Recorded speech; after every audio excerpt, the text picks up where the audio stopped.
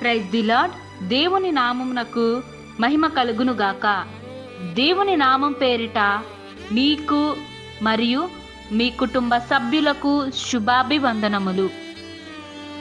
ఈరోజు దేవుని వాగ్దానము, టుడే గాడ్స్ ప్రామిస్. యెహోవా యందు భయభక్తులు కలిగి ఉండుట దీర్ఘాయువునకు కారణము.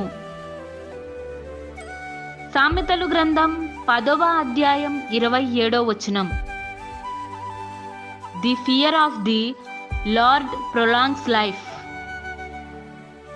The book of Proverbs 10:27.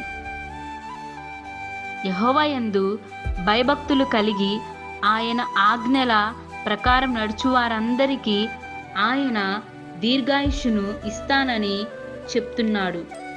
కావున మనము నీతి మార్గమును అనుసరించి దేవుడిని ఆరాధించి మనము దేవుని యందు భయభక్తులు కలిగి ఆయన యందు విశ్వాసముంచాలి.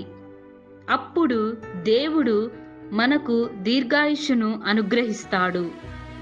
ఈ వాక్యం వింటున్న మీకు మరియు మీ కుటుంబ సభ్యులకు దేవుడు దీర్ఘాయుష్యును అనుగ్రహించునుగాక. ఆమేన్. ప్రార్థన.